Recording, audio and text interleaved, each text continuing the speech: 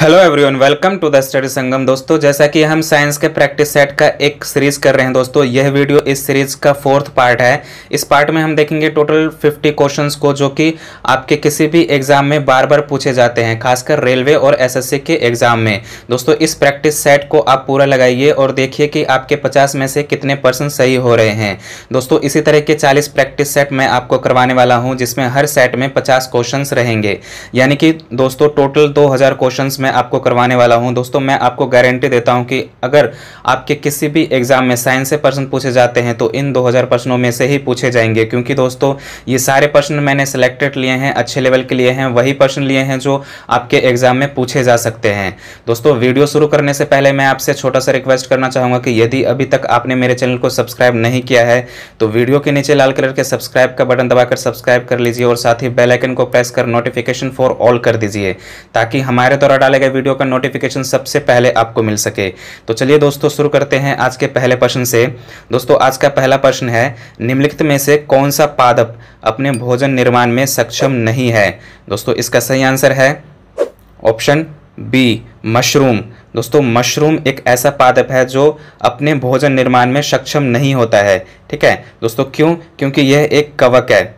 दोस्तों, कवक अपने भोजन निर्माण में सक्षम नहीं होता है। ठीक है, यह आपको याद रखना है। अगला प्रश्न देखते हैं, रक्त का निम्नलिखित में से कौन सा भाग शरीर प्रतिरक्षा का कार्य करता है? दोस्तों, इसका सही आंसर है ऑप्शन बी, श्वेत रक्त कोशिका।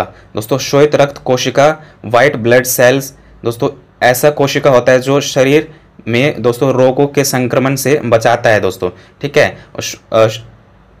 शरीर प्रतिरक्षा रोगों से दोस्तों ये प्रतिरक्षा करता है, ये आपको याद रखना है दोस्तों। व्हाइट ब्लड सेल के बारे में मैं कुछ एडिशनल पॉइंट आपको बता देता हूँ कि दोस्तों इसका जो निर्माण है वो अस्थि मज्जा, लिम्फोनोइड्स और कभी कभी दोस्तों ये प्लीहा और यकृत में भी इसका जन्म हो जाता है। ठीक है, लेकिन इसकी मृत्यु है जो दोस्तों वो ब्लड में ही होता है। इसका जो जीवन काल है दोस्तों वो 1 से 4 दिन तक ही रहता है।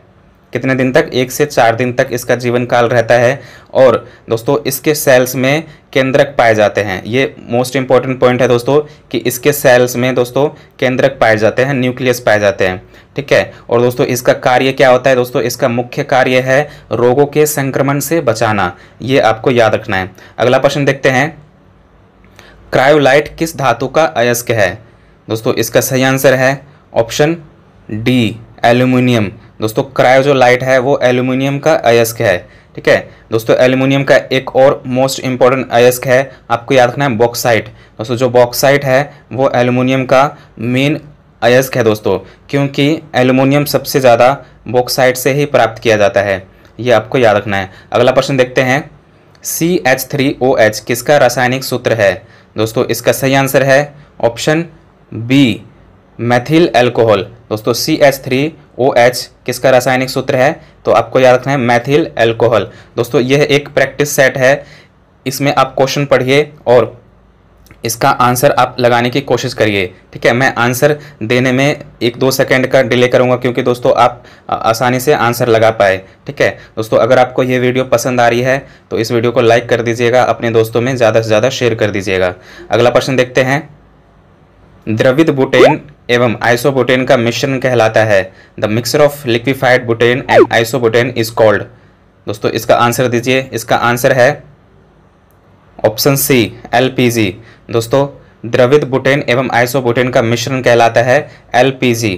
LPG का फुल फॉर्म होता है दोस्तों लिक्विड पेट्रोलियम गैस। अगला प्रश्न देखते हैं, विटामिन ई का रासायनिक नाम क्या है? दोस्तों इसका सही आंसर है ऑप्शन बी, टोकोफेरोल। दोस्तों विटामिन ई का रासायनिक नाम टोकोफेरोल होता है। ठीक है दोस्तों, इससे रिलेटेड जो ऑप्शन में है वो भी मैं आपको बता देता हूँ। दोस्तों कैल्सीफेरोल विटामिन डी का रासायनिक नाम होता है, टोकोफेरोल विटामिन ई का रासायनिक नाम होता है। दोस्तों रेटिनॉल विटामिन ए का रासायनिक नाम होता है, और थायमिन दोस्तों ये विटामिन B1 का रासायनिक नाम होता है, ये आपको याद रखना है दोस्तों। अगर आपने विटामिन से रिलेटेड मेरा वीडियो नहीं देखा है तो उस वीडियो को देख लीजिए, उसमें विटामिन से रिलेटेड दोस्तों 60 क्वेश्चंस को मैंने कवर किया है, जो कि आपके किसी भी एग्जाम के लिए इनफ है। तो उस वीडियो को देख लीजिए, उस वीडियो का लिंक दोस्तों मैं डिस्क्रिप्शन बॉक्स में और आई बटन पे डाल दूंगा। ठीक है दोस्तों, अगला प्रश्न देखते हैं, शोरा जो बारूद बनाने के काम आता है उसे क्या कहते हैं? दोस्तों इसका सही आंसर है ऑप्शन सी, पोटेशियम नाइट्रेट। शोरा जो बारूद बनाने के काम आता है उसे पोटेशियम नाइट्रेट कहते हैं। अगला प्रश्न देखते हैं, सोनार अधिकांशतः प्रयोग में लाया जाता है। दोस्तों जो सोनार है वो किसके द्वारा अधिकांशतः प्रयोग में लाया जाता है? तो दोस्तों इसका सही आंसर है ऑप्शन डी, नौ संचालकों द्वारा। दोस्तों जो सोनार है एक यंत्र है जो नौ संचालकों द्वारा प्रयोग में लाया जाता है। ये पानी के अंदर छिपे हुए वस्तुओं को देखने के लिए दोस्तों इसका इस्तेमाल किया जाता है। ठीक है, तो दोस्तों अगला प्रश्न देखते हैं, कंप्यूटर में पासवर्ड सुरक्षा करता है, इसका आंसर दीजिए। इसका सही आंसर है ऑप्शन सी, तंत्र के अनधिकृत अभिगमन से। दोस्तों पासवर्ड हम लगा देते हैं तो किसी भी तरह का जो फालतू की चीज़ें होती है वो कंप्यूटर में नहीं आ सके और नहीं बाहर जा सके। ठीक है, तो दोस्तों इसलिए हम कोई भी हमारा कंप्यूटर यूज ना कर पाए और गलत चीज़ों को नहीं डाल पाए, इसलिए पासवर्ड का इस्तेमाल किया जाता है। अगला प्रश्न देखते हैं, विटामिन डी की अल्पता से कौन सा रोग होता है? तो दोस्तों इसका आंसर दीजिए। इसका सही आंसर है ऑप्शन ए, रिकेट्स। दोस्तों विटामिन डी की कमी से रिकेट्स नामक बीमारी होती है और ये बच्चों में होती है। ठीक है, रिकेट्स नामक बीमारी दोस्तों ये विटामिन डी की कमी से होती है और ये बच्चों में होती है। और दोस्तों विटामिन डी सबसे ज़्यादा हमें कहाँ से प्राप्त होता है? तो आपको याद रखना है, सूर्य की जो रोशनी होती है उसमें अल्ट्रावायलेट रेज होता है दोस्तों, उससे विटामिन डी प्राप्त होती है। दोस्तों सूर्य की रोशनी में जो अल्ट्रावायलेट रेज होता है दोस्तों, उससे विटामिन डी हमें प्राप्त होता है। अगला प्रश्न देखते हैं, क्रायोजेनिक इंजन में नोदक के रूप में क्या प्रयोग होता है? दोस्तों इसका सही आंसर है ऑप्शन सी, द्रव हाइड्रोजन और द्रव ऑक्सीजन। दोस्तों क्रायोजेनिक इंजन में नोदक के रूप में दोस्तों द्रव हाइड्रोजन और द्रव ऑक्सीजन का इस्तेमाल किया जाता है। किसका इस्तेमाल किया जाता है? तो आपको याद रखना है, द्रव हाइड्रोजन और द्रव ऑक्सीजन का इस्तेमाल किया जाता है। अगला प्रश्न देखते हैं, चुंबकीय भूमध्य रेखा पर नीति का कोण कितना होता है? दोस्तों इसका सही आंसर है ऑप्शन सी, 0 डिग्री। दोस्तों चुंबकीय भूमध्य रेखा पर नीति का कोण 0 डिग्री होता है। दोस्तों अगर आपको ये वीडियो पसंद आ रही है तो इस वीडियो को लाइक कर दीजिए, क्योंकि दोस्तों आपके एक लाइक से हमें बहुत ज़्यादा मोटिवेशन मिलेगा और इसी तरह के मैं आपको 40 प्रैक्टिस सेट करवा पाऊंगा। ठीक है, तो दोस्तों आपको लाइक करना बहुत ज़रूरी है और साथ ही साथ आप शेयर भी कर दीजिएगा। अगला प्रश्न देखते हैं, पृथ्वी की गोलाकार छाया चंद्रमा पर पड़ती है। दोस्तों इसका सही आंसर है ऑप्शन ए, चंद्र ग्रहण के समय। दोस्तों पृथ्वी की जो गोलाकार छाया है वो चंद्र ग्रहण के समय चंद्रमा पर पड़ती है। ठीक है, ये आपको याद रखना है। दोस्तों जो चंद्र ग्रहण है वो कब होता है, ये प्रश्न भी पूछा जा सकता है। तो दोस्तों मैं आपको बता दूं, चंद्र ग्रहण जो है वो तब होता है जब सूर्य और चंद्रमा के बीच पृथ्वी आ जाती है। दोस्तों जब सूर्य और चंद्रमा के बीच पृथ्वी आ जाती है तो चंद्र ग्रहण होता है। ठीक है, और दोस्तों चंद्र ग्रहण जो है वो हमेशा पूर्णिमा के रात ही होता है। दोस्तों पूर्णिमा के रात के में ही चंद्र ग्रहण होता है। ठीक है, ये आपको याद रखना है। अगला प्रश्न देखते हैं, पानी का त्रिगुणात्मक बिंदु होता है। दोस्तों इसका सही आंसर है ऑप्शन सी, 273.16 केल्विन। दोस्तों पानी का त्रिगुणात्मक जो पॉइंट है वो 273.16 केल्विन होता है। कितना होता है दोस्तों? 273.16 केल्विन। ये आपको याद रखना है। अगला प्रश्न देखते हैं, मनुष्य के शरीर में सबसे छोटी ग्रंथि कौन सी है? दोस्तों इसका सही आंसर है ऑप्शन सी, पिट्यूटरी। दोस्तों मनुष्य के शरीर में सबसे छोटी जो ग्रंथि है वो पिट्यूटरी ग्लैंड है। ठीक है दोस्तों, ये पिट्यूटरी ग्लैंड मनुष्य के मस्तिष्क के अग्रभाग में उपस्थित होता है। दोस्तों कहाँ पे उपस्थित होता है? मनुष्य का जो मस्तिष्क है दोस्तों उसके अग्रभाग में उपस्थित होता है और ये शरीर के विकास हेतु दोस्तों हार्मोन्स रिलीज करते हैं। कौन से हार्मोन्स रिलीज करते हैं दोस्तों? शरीर के विकास हेतु ये हार्मोन्स रिलीज करते हैं। ये आपको याद रखना है। अगला प्रश्न है दोस्तों, यूरिया किसके द्वारा रक्त से पृथक किया जाता है? दोस्तों इसका सही आंसर है ऑप्शन डी, गुर्दा। दोस्तों जो यूरिया है वो गुर्दा के द्वारा ही अलग किया जाता है। ठीक है, यूरिया दोस्तों किसके द्वारा रक्त से पृथक किया जाता है? तो आपको याद रखना है गुर्दा, किडनी। अगला प्रश्न है, रेफ्रिजरेटर में जल को ठंडा करने के लिए कौन सी गैस प्रयुक्त की जाती है? दोस्तों इसका सही आंसर लगाइए। इसका सही आंसर है ऑप्शन सी, अमोनिया। दोस्तों रेफ्रिजरेटर में जल को ठंडा करने के लिए, पानी को ठंडा करने के लिए दोस्तों अमोनिया गैस का इस्तेमाल किया जाता है। यह आपको याद रखना है। अगला प्रश्न है, एसिटिलीन अम्ल का अनुसूत्र है। दोस्तों क्या है एसिटिलीन अम्ल का अनुसूत्र क्या है? तो आपको याद रखना है CH3COOH, CH3COOH एसिटिलीन अम्ल का अनुसूत्र है। ठीक है, अगला प्रश्न देखते हैं। 10 ओम, 20 ओम और 30 ओम के 3 प्रतिरोधियों को समानांतर क्रम में जोड़ने पर समतुल्य प्रतिरोध क्या होगा? तो दोस्तों इसका सही आंसर है ऑप्शन बी 60 अपॉन में 11 ओम। दोस्तों इसका निकालने का एक फॉर्मूला भी होता है, वो फॉर्मूला मैं आपको बता देता हूँ। ठीक है, सबसे पहले दोस्तों देखिए इसको आप लिख लीजिए। ये R1 दोस्तों कितना है? R1 है दोस्तों 10 ओम। ठीक है, R2 है दोस्तों 20 ओम, R3 है 30 ओम। और दोस्तों इसका निकालने का फॉर्मूला होता है 1/R इक्वल टू। ठीक है, तो आप यहाँ से आप निकाल सकते हैं। देखिए 1/R कितना है दोस्तों? 1/R1 plus 1/R2 plus 1/R3। अब दोस्तों इसमें वैल्यू रख दीजिए, आपकी 1/R की वैल्यू आ जाएगी। ठीक है, तो दोस्तों आप इसमें जब रखेंगे तो आप इस तरह से इसके वैल्यू रख दीजिए। 1/R इक्वल टू कितना होगा? 1/10, 1/20 प्लस 1/30। दोस्तों इसका एलसीएम ले लीजिए, इसका एलसीएम आएगा 60। तो दोस्तों ये हो जाएगा 1/R इक्वल टू 1/60। और दोस्तों जब हम सॉल्व करने पर इधर आएगा दोस्तों 6 और यहाँ पे दोस्तों यहाँ पे आएगा 3 और 2। ठीक है, तो दोस्तों अब इसको प्लस कर लीजिए, इसको ये आ जाएगा 11 अपॉन में 60। कितना आ जाएगा दोस्तों? 1/R इक्वल टू 11 अपॉन में 60। अब दोस्तों R की वैल्यू निकालने के लिए इसका रेसिप्रोकल कर देंगे। तो दोस्तों इसका सही आंसर आ जाएगा R इक्वल टू 60 अपॉन में 11। तो ये इसका सही आंसर है ओम। दोस्तों रेसिस्टेंस की जो यूनिट होती है वो ओम होती है। ठीक है, तो दोस्तों इसका सही आंसर है ऑप्शन बी 60 अपॉन में 11। तो अगला प्रश्न देखते हैं। ताप बढ़ने से पृष्ठ तनाव। दोस्तों ताप बढ़ने से पृष्ठ तनाव का क्या होगा? दोस्तों ये घटेगा। दोस्तों ताप बढ़ने से पृष्ठ तनाव घटने लगता है। अगला प्रश्न देखते हैं। 70 डिग्री सेल्सियस को फ़ारेनहाइट में बदलें। दोस्तों 70 डिग्री सेल्सियस को फ़ारेनहाइट में हम कैसे बदलेंगे? तो दोस्तों वो भी मैं आपको बता देता हूँ। दोस्तों इसका फॉर्मूला होता है C-0 अपॉन में 100 इक्वल टू F-32 अपॉन में 180। ठीक है, अब देखिए दोस्तों यहाँ पे C की वैल्यू रख दीजिए। C की वैल्यू कितनी है? तो आपको याद रखना है कि C 70 डिग्री दिया हुआ है। C 70 डिग्री 70 माइनस 0 अपॉन में 100। और इधर दोस्तों F की वैल्यू निकालनी है। F हमें पता नहीं है, तो F-32 अपॉन में 180। ठीक है, तो दोस्तों देखिए 70 माइनस 0 तो 70 ही हो जाएगा। इसको हटा दीजिए, ये जीरो काट दीजिए, ये जीरो और ये जीरो काट दीजिए। ठीक है, अब दोस्तों इसको प्लस कर लीजिए, इसको क्रॉस मल्टीप्लिकेशन कर लीजिए। तो दोस्तों इसका आ जाएगा दोस्तों इसका आ जाएगा 18 इंटू 7 इक्वल टू F-32। ठीक है, F माइनस तो ये दोस्तों ये हो जाएगा 126 और ये दोस्तों ये 32 इधर आके प्लस हो जाएगा और इधर बचेगा F।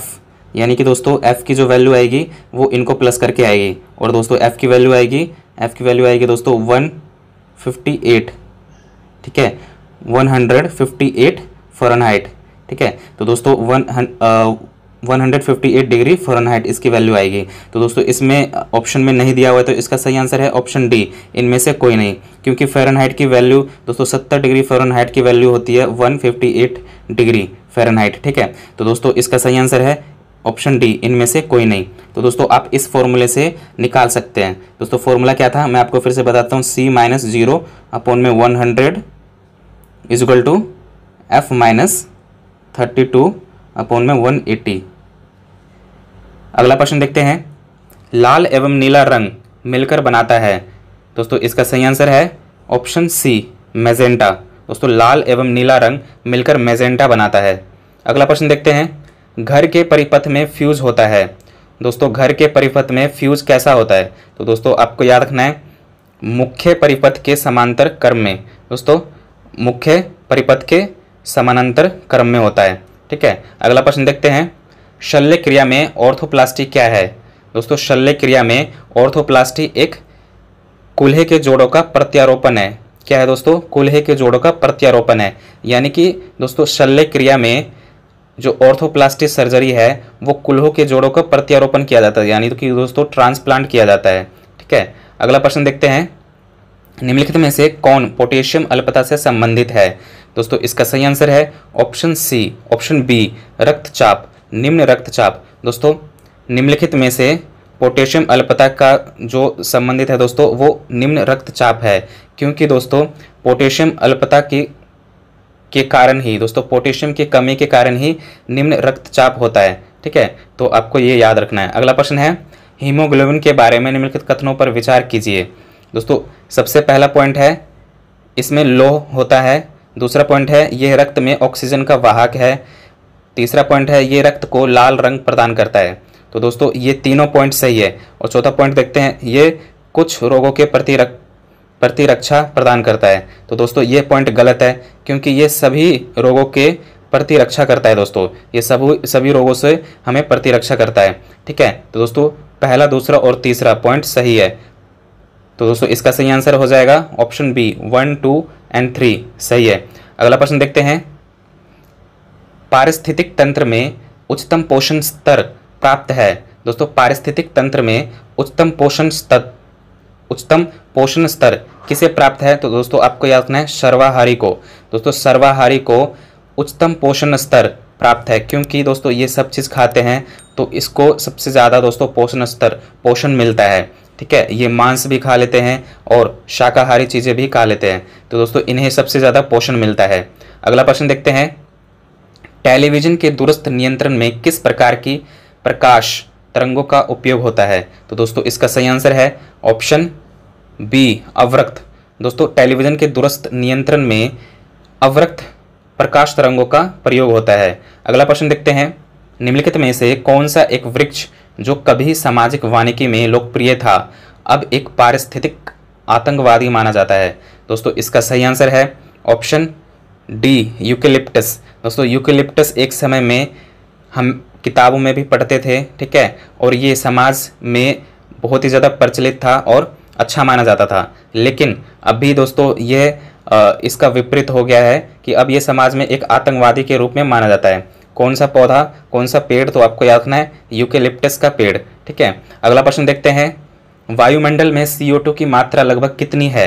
तो दोस्तों इसका सही आंसर है ऑप्शन बी, 0.03%। दोस्तों वायुमंडल में CO2 कार्बन डाइऑक्साइड का जो परसेंटेज है दोस्तों वो है 0.03%। ठीक है दोस्तों, CO2 जो है वो ग्रीन हाउस प्रभाव के लिए दोस्तों सबसे ज़्यादा उत्तरदायी होता है। ठीक है, और दोस्तों CO2 पौधों के लिए दोस्तों लाइफ दायनी है। ठीक है, पौधों के लिए सबसे ज़्यादा उपयोगी होता है CO2, क्योंकि पौधा दोस्तों वो CO2 को इस्तेमाल करता है। ठीक है, तो ये आपको याद रखना है दोस्तों। और वायुमंडल में जो सबसे ज़्यादा गैस प्रेजेंट है दोस्तों वो नाइट्रोजन है। कितना है दोस्तों? लगभग 78% है। और दोस्तों जो ऑक्सीजन है वो 21% है। ये भी आपको याद रखना है। अगला प्रश्न देखते हैं, किसी पिंड के द्रव्यमान व भार में अंतर होता है क्योंकि दोस्तों यह द्रव्यमान स्थिर रहता है जबकि भार में परिवर्तन होता रहता है। ठीक है दोस्तों, किसी पिंड के द्रव्यमान व भार में अंतर होता है क्योंकि द्रव्यमान स्थिर रहता है जबकि भार में परिवर्तन होता रहता है। ये आपको याद रखना है। अगला प्रश्न देखते हैं, ध्वनि के प्रभाव कान में कितने समय तक रहता है? दोस्तों ध्वनि का जो प्रभाव है वो कान में कितने समय तक रहता है? तो दोस्तों इसका सही आंसर है 1/10 सेकेंड। दोस्तों ध्वनि का प्रभाव हमारे कान में 1/10 सेकेंड तक रहता है दोस्तों, यानी कि दोस्तों देखिए 1 सेकेंड का 10वां भाग दोस्तों तक हमारे कान में रहता है ध्वनि का प्रभाव। ठीक है, तो ये आपको याद रखना है दोस्तों। और एक चीज़ और मैं बता दूँ दोस्तों, इको के लिए, प्रतिध्वनि के लिए दोस्तों श्रोता, ठीक है, जिसके जो कान है दोस्तों, श्रोता और जो दीवार है इसके बीच 17 मीटर की दूरी होनी चाहिए। कितनी दूरी होनी चाहिए दोस्तों? 17 मीटर की दूरी होनी चाहिए। किसके लिए? तो इको के लिए दोस्तों, प्रतिध्वनि के लिए। ये प्रश्न भी पूछा जाता है कि प्रतिध्वनि के लिए कितने मीटर का डिस्टेंस होना चाहिए, तो आपको याद रखना है 17 मीटर का डिस्टेंस होना चाहिए। अगला प्रश्न देखते हैं, आग बुझाने के काम आने वाली गैस है। दोस्तों आग बुझाने के काम कौन सी गैस आती है? तो दोस्तों आपको याद रखना है ऑप्शन डी, कार्बन डाइऑक्साइड। दोस्तों आग बुझाने में कार्बन डाइऑक्साइड का इस्तेमाल ही किया जाता है। ठीक है, तो अगला प्रश्न देखते हैं, हरगोविंद खुराना को किस खोज के लिए नोबेल पुरस्कार मिला? दोस्तों हरगोविंद खुराना को किस खोज के लिए नोबेल पुरस्कार मिला? तो दोस्तों आपको याद रखना है आनुवांशिक कोड। दोस्तों हरगोविंद खुराना ने आनुवांशिक कोड की खोज करी थी, जिसके लिए उन्हें नोबेल पुरस्कार से सम्मानित किया गया था। अगला प्रश्न देखते हैं, डीएनए के अणु में क्षारक बेसों की इकाइयों का संबंध होता है। दोस्तों इसका सही आंसर है option C, A equal to T and G equal to C. दोस्तों डीएनए के अणु क्षारक बेसों की इकाइयों का संबंध दोस्तों क्या होता है? तो आपको याद रखना है A equal to T and G equal to C. दोस्तों अगला प्रश्न देखते हैं, इंसुलिन पाई जाती है। दोस्तों ये इनलिन नहीं है, इंसुलिन है। ठीक है, इंसुलिन पाई जाती है तो आपको याद रखना है ढेलियों के गांठदार मूलों में। ठीक है, इंसुलिन किस में पाई जाती है? तो ढेलियों के गांठदार मूलों में। अगला प्रश्न देखते हैं, इलेक्ट्रॉन माइक्रोस्कोप में प्रकाश का स्रोत है। तो दोस्तों इलेक्ट्रॉन माइक्रोस्कोप में प्रकाश का स्रोत क्या है? तो आपको याद रखना है इलेक्ट्रोपुंज। दोस्तों इलेक्ट्रॉन माइक्रोस्कोप में प्रकाश का स्रोत जो होता है वो इलेक्ट्रोपुंज होता है। अगला प्रश्न देखते हैं, 40 किलोग्राम एक व्यक्ति लिफ्ट में खड़ा है। ठीक है, 40 किलोग्राम का व्यक्ति एक लिफ्ट में खड़ा है, व्यक्ति के पैरों द्वारा किया गया बल अधिकतम कब होगा? दोस्तों इसका सही आंसर है जब लिफ्ट त्वरण के साथ ऊपर जा रहा है। ठीक है दोस्तों, जब लिफ्ट त्वरण के साथ एक्सेलरेशन के साथ ऊपर जा रहा होता है तो व्यक्ति का भार, दोस्तों व्यक्ति जो लिफ्ट में है वो उसका भार दोस्तों ज़्यादा प्रतीत होता है। ठीक है, तो दोस्तों इसका सही आंसर है ऑप्शन सी, जब लिफ्ट त्वरण के साथ ऊपर जा रही है। ठीक है, और दोस्तों उसी लिफ्ट में व्यक्ति है। ठीक है, और लिफ्ट त्वरण के साथ नीचे आ रही होती है तो व्यक्ति का भार कम प्रतीत होता है। तो ये भी आपको याद रखना है। अगला प्रश्न देखते हैं, परमाणु के नाभिक का भार न्यूक्लियानो, प्रोटोनो प्लस न्यूट्रोनो। दोस्तों न्यूक्लियानो किसे कहते हैं? तो प्रोटॉन प्लस न्यूट्रॉन को न्यूक्लियानो कहते हैं। तो क्वेश्चन पूछा जा रहा है कि परमाणु के नाभिक भार न्यूक्लियानो के भार दोस्तों क्या होता है? तो आपको याद रखना है से कुछ कम होता है, यानी कि परमाणु के जो नाभिक भार है न्यूक्लियानो के भार से दोस्तों कुछ कम होता है। तो इसका सही आंसर है ऑप्शन बी, से कुछ कम होता है। दोस्तों अगर आपको ये वीडियो पसंद आ रही है तो दोस्तों आप एक लाइक कर दीजिएगा और अपने दोस्तों में ज़्यादा से ज़्यादा शेयर कर दीजिएगा, और अभी तक आपने सब्सक्राइब नहीं किया है तो इस चैनल को सब्सक्राइब भी कर लीजिएगा। अगला प्रश्न देखते हैं, IAMU द्रव्यमान कितनी ऊर्जा के तुल्य होता है? दोस्तों IAMU द्रव्यमान कितनी ऊर्जा के तुल्य होता है? तो दोस्तों आपको याद रखना है 931 EV। दोस्तों 931 EV IAMU द्रव्यमान ऊर्जा के बराबर होता है। ठीक है, अगला प्रश्न देखते हैं, हाइड्रोजन की खोज किसने की थी? दोस्तों हाइड्रोजन की खोज कैवेंडिश ने की थी। किसने की थी? कैवेंडिश ने। ठीक है, और कब की थी दोस्तों? 1766 में। दोस्तों 1766 में हाइड्रोजन की खोज कैवेंडिश ने की थी। अगला प्रश्न देखते हैं, आयतन की दृष्टि से जल में हाइड्रोजन व ऑक्सीजन का अनुपात होता है।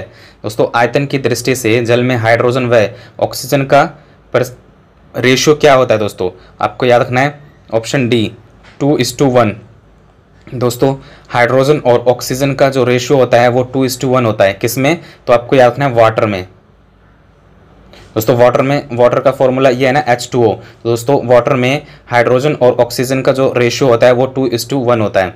अगला प्रश्न देखते हैं, निम्न में से क्या मिलाने पर जल की स्थायी कठोरता दूर की जा सकती है? तो दोस्तों इसका सही आंसर है ऑप्शन सी, सोडियम कार्बोनेट। दोस्तों सोडियम कार्बोनेट मिलाने से जो जल की स्थायी कठोरता है वो दूर की जा सकती है। ठीक है, तो आपको याद रखना है। अगला प्रश्न है, निम्नलिखित में से किसे वनस्पति शास्त्र का संस्थापक कहा जाता है? दोस्तों इसका सही आंसर है ऑप्शन सी, थियोफ्रेस्टस। दोस्तों थियोफ्रेस्टस को वनस्पति शास्त्र का संस्थापक कहा जाता है। अगला प्रश्न देखते हैं, निम्नलिखित में से किसे मृदा सुधारक के रूप में इस्तेमाल किया जाता है? दोस्तों इसका सही आंसर है ऑप्शन बी, जिप्सम। दोस्तों निम्नलिखित में से मृदा सुधारक के रूप में दोस्तों जिप्सम का इस्तेमाल किया जाता है? किसका इस्तेमाल किया जाता है? तो जिप्सम का, आपको याद रखना। अगला प्रश्न है, कटहल की उत्पत्ति स्थल है? दोस्तों ये कटहल है, कटहल नहीं है, कटहल, ठीक है। कटहल की उत्पत्ति स्थल है दोस्तों ऑप्शन ए, भारत। दोस्तों कटहल की जो उत्पत्ति स्थल है वो भारत है। कटहल का दोस्तों जो उत्पादन है वो भारत में ही हुआ था सर्वप्रथम। अगला प्रश्न देखते हैं, डेसिबल इकाई है? दोस्तों डेसिबल किसकी इकाई है? तो आपको याद रखना है ध्वनि तीव्रता की। दोस्तों जो डेसिबल है वो ध्वनि तीव्रता की इकाई है। अगला प्रश्न देखते हैं, पुच्छल तारे परिक्रमा करते हैं? दोस्तों पुच्छल तारे किसके परिक्रमा करते हैं? तो दोस्तों आपको याद रखना है सौर मंडल की। दोस्तों जो पुच्छल तारे हैं वो सौर मंडल की परिक्रमा करते हैं। अगला प्रश्न है, प्राथमिक रंग कौन कौन से हैं? दोस्तों प्राथमिक रंग कौन कौन से होते हैं? तो ऑप्शन देखिए और सही आंसर दीजिए। इसका सही आंसर है ऑप्शन ए, लाल, हरा, नीला। दोस्तों जो प्राथमिक रंग है वो लाल, हरा और नीला, रेड, ग्रीन, ब्लू, ये प्राथमिक रंग होते हैं, ठीक है। दोस्तों प्राथमिक रंग वह होते हैं जो हमें प्रकृति से प्राप्त होते हैं और इनसे दूसरे रंग बनाए जा सकते हैं। अगला प्रश्न देखते हैं, कौन सा ग्रह पश्चिम से पूर्व की ओर घूमता है? दोस्तों इसका सही आंसर है ऑप्शन डी, पृथ्वी। दोस्तों जो अर्थ है वो पश्चिम से पूर्व की ओर घूमता है। दोस्तों ये थे साइंस का practice set number 4। I hope दोस्तों आपको इस वीडियो से काफ़ी कुछ सीखने को मिला होगा। आप कमेंट बॉक्स में ज़रूर बताएं कि आपके 50 में से कितने % सही हुए हैं। दोस्तों अगर आपको ये वीडियो पसंद आए तो हेल्पफुल लगा है तो इस वीडियो को लाइक कर दीजिए, अपने दोस्तों में ज़्यादा से ज़्यादा शेयर कर दीजिए, और अभी तक आपने मेरे चैनल को सब्सक्राइब नहीं किया है तो वीडियो के नीचे लाल कलर के सब्सक्राइब का बटन दबाकर सब्सक्राइब कर लीजिए। साथ ही नोटिफिकेशन फॉर ऑल कर दीजिए ताकि हमारे द्वारा डाले गए वीडियो का नोटिफिकेशन सबसे पहले आपको मिल सके। तो दोस्तों आपको लाइक करना ज़रूरी है, ठीक है दोस्तों, आपको लाइक करना जरूरी है, सब्सक्राइब करना जरूरी है और शेयर भी करना जरूरी है। तो दोस्तों मिलते हैं अगले पार्ट में, तब तक के लिए good bye, thanks for watching, जय हिंद।